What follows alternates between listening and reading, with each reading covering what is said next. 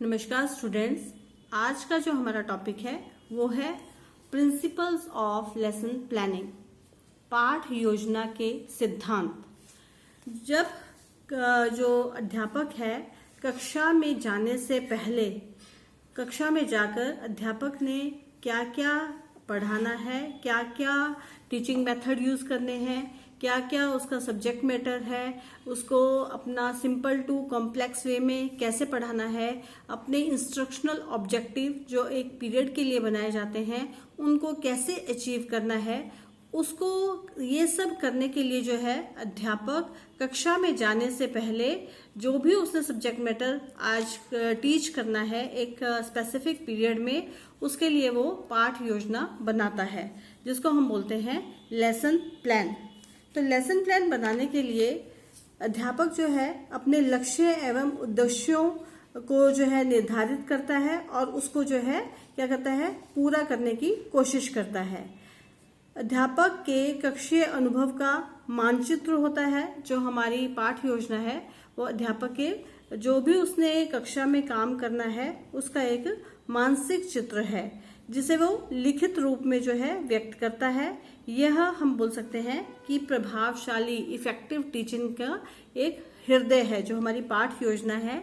अगर हम पाठ योजना के अकॉर्डिंग पढ़ाते हैं तो हम देखते हैं कि हमारा कोई भी कंटेंट जो है छूटता नहीं है।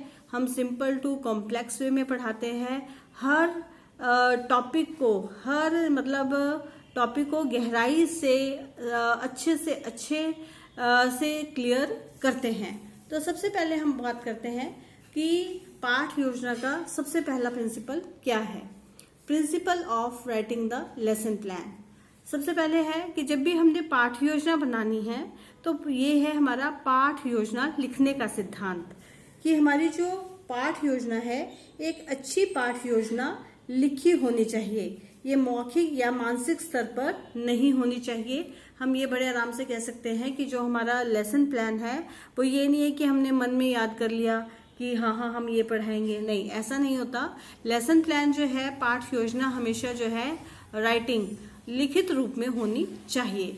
दूसरा है principle of statement of objectives, उद्देश्य कथन का सिद्धांत।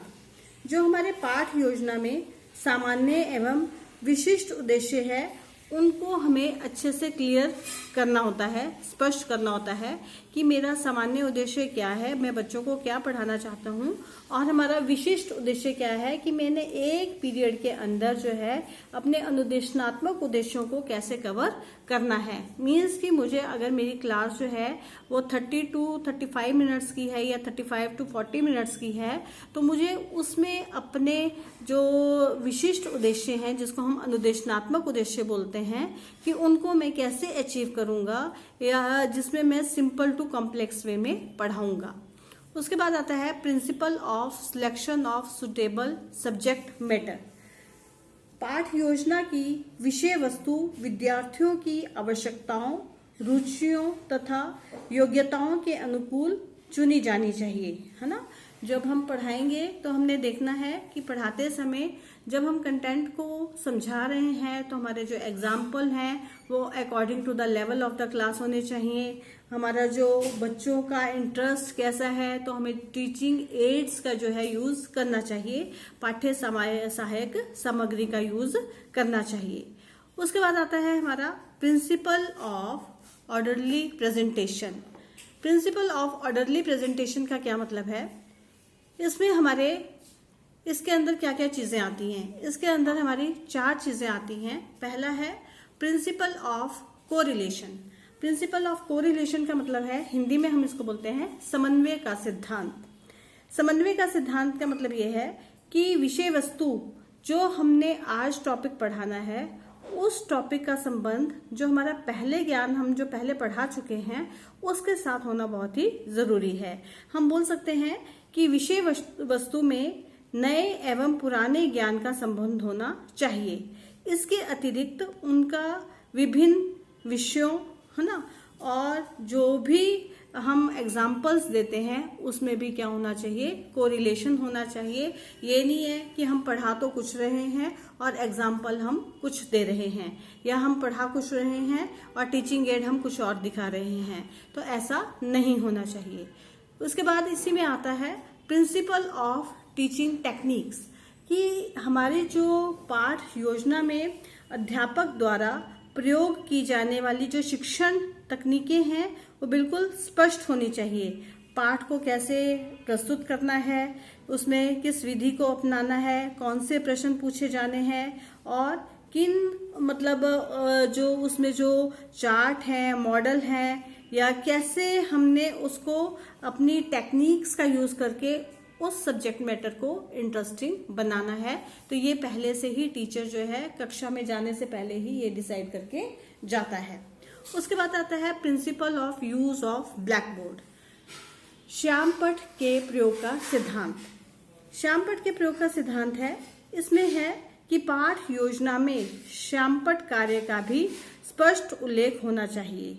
इसमें डायग्राम्स एवं जो हमारे रेखा चित्रों का भी उल्लेख होना चाहिए। मीन्स कि हम जो है जब पढ़ाते हैं, जब टीचर कक्षा में जाकर अपना जो कंटेंट डिलीवर करता है, शिक्षण करता है, उस समय जो है टीचर को श्यामपट्ट का, ब्लैक बोर्ड का भी ज्यादा से ज्यादा यूज करना चाहिए, जिससे बच्चों को कंसेप्ट क्लियर करने में ज्यादा आसानी रहती है।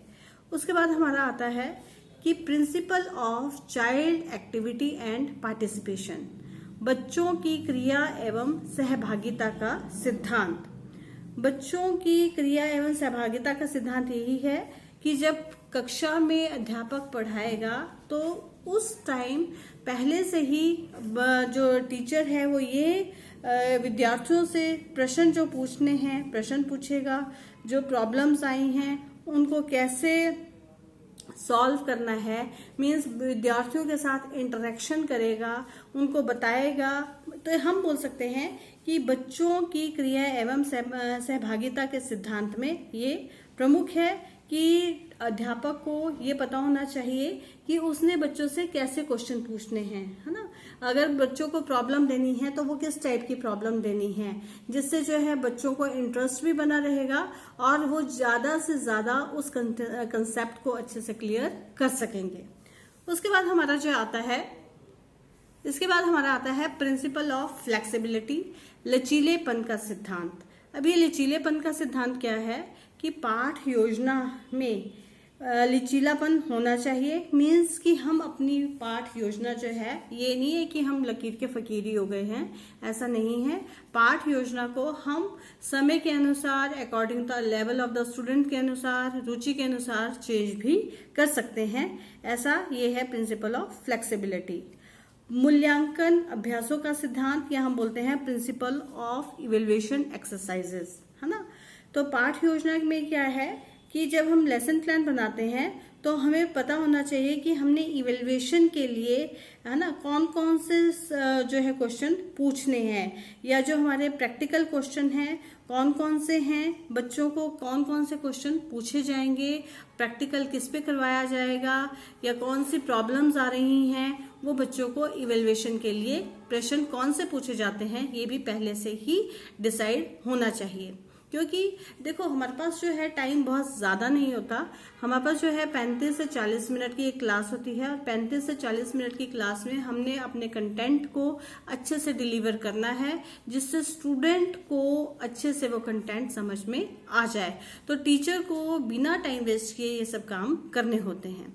प्रिंसिपल ऑफ असाइनमेंट, दत्त कार्य का सिद्धांत, जो हम बोलते हैं होमवर्क स्टूडेंट को क्या क्या देना है, कितना देना है ना। तो ये सब भी जो है अपनी पाठ योजना में लिखा होना चाहिए, जिससे जो है हम उस टाइम कंफ्यूज ना हो जाए, टीचर कंफ्यूज ना हो जाए कि मैं कौन सा काम जो है अब दूं, ये प्रश्न दूं या फिर ना दूं।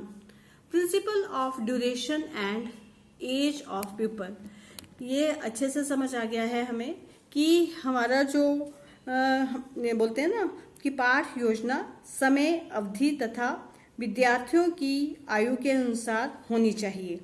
पाठ के विभिन्न भागों को पढ़ाने के लिए समय का उचित विभाजन होना चाहिए। इसके साथ ही पाठ योजना में विद्यार्थियों की आयु, कक्षा के लिए निश्चित समय, विषय आदि का उल्लेख होना चाहिए हमारी पाठ योजना में। उसके बाद हमारा जो नेक्स्ट हमारा प्रिंसिपल है वो है principle of knowledge of problem, कि जो टीचर है, टीचर को पूरा जो हमारा कंसेप्ट है उसमें कौन कौन सी प्रॉब्लम्स हैं, क्या क्या समस्याएं आएंगी, उन सब की पूरी अच्छे से नॉलेज होनी चाहिए। एक पाठ योजना बनाते समय इस बात का भी ध्यान रखना चाहिए।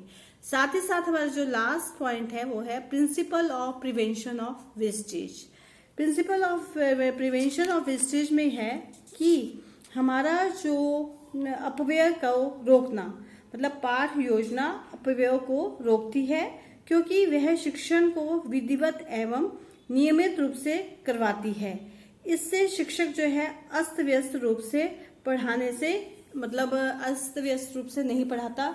ऐसा नहीं होता कि कोई जो बाद में टॉपिक पढ़ाना था वो पहले पढ़ा दिया और पहले जो पढ़ाना था वो बाद में पढ़ाया। इस तरह से जब हम पाठ योजना बनाते हैं तो ऐसा नहीं होता है। तो इस तरह से आज हमने पाठ योजना, प्रिंसिपल ऑफ लेसन प्लानिंग, पाठ योजना के सिद्धांत का कौन कौन से हैं, किन किन सिद्धांतों का प्रयोग करके हम एक अच्छी पाठ योजना बना सकते हैं, क्योंकि हमें अच्छे से क्लियर हो गया है कि पाठ योजना जो है वो टीचर कक्षा में जाने से पहले अपना पूरा कंसेप्ट को क्लियर करके जाता है, जिससे जो है उसका सिंपल टू कॉम्प्लेक्स वे में अच्छे से बच्चों के according level of the student, interest of the student, subject matter जो है वो बच्चों को समझ आ जाए। तो थैंक यू क्लास।